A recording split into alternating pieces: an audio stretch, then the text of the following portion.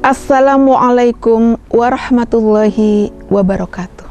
Waalaikumsalam warahmatullahi wabarakatuh. Akhir masa yang baik didambakan oleh setiap orang. Akhir hayat hidup yang indah itulah dambaan setiap manusia. Tetapi dalam perjalanan hidup ada orang yang awalnya bagus, akhirnya jelek. Ada yang awalnya jelek, akhirnya bagus. Milih yang mana? Milih yang awalnya bagus, tengahnya bagus, akhirnya bagus.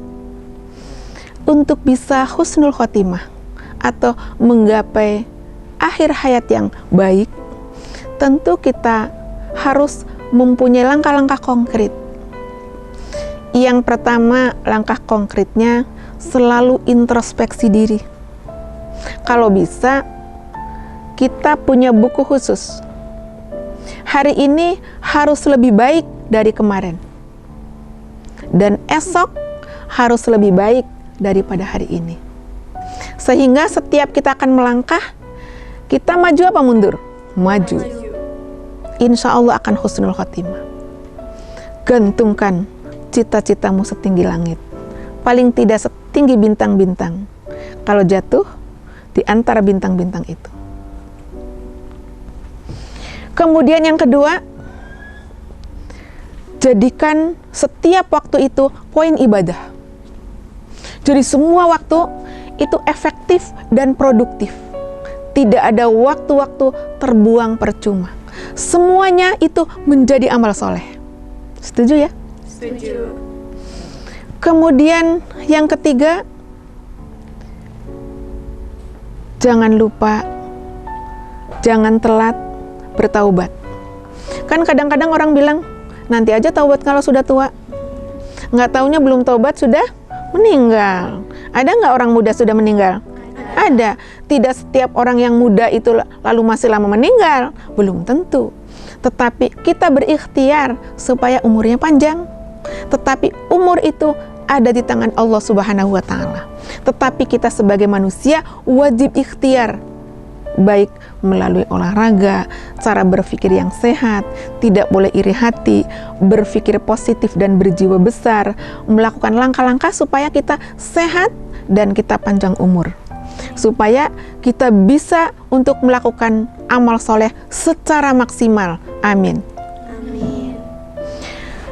Setiap hari kita mengevaluasi diri bahwa kita ini sesungguhnya hidupnya lebih baik apa tidak. Yang keempat, birrul walidain. Selalu berbuat baik kepada kedua orang tua. Karena ridhollah fi ridhol walidain. Wa suhtillah suhtil walidain. Ridho Allah tergantung ridho kedua orang tua. Dan murka Allah ada pada murka keduanya. Berbuat baik kepada kedua orang tua ini nilainya luar biasa dan pahalanya besar. Kita kepengen hidup bahagia, kita harus mengetuk terus pintu ridho kedua orang tua agar kita dikatakan menjadi anak yang soleh, sebagai generasi penerus yang bertanggung jawab kepada orang tua. Gitu kita harus bicara dengan sebaik-baiknya. Dikatakan anak soleh itu apabila yang pertama kita takwa kepada Allah, bakti kepada kedua orang tua. Yang disebut bakti kepada orang tua atau bahasa Arabnya birrul walidain, kriterianya kalau bicara dengan baik-baik, maksudnya dengan lemah lembut, sopan santun. Yang kedua, anak yang soleh-soleha itu selalu mendoakan kedua orang tuanya. Rabbighfirli wali walidayya warhamhuma kama rabbayani shaghira. Yang ketiga, anak yang soleh itu anak yang mampu membawa nama baik kedua orang tua dimanapun berada, di rumah, di sekolah, di tempat pergaulan, di tempat pekerjaan, harus selalu membawa nama baik kedua orang tua.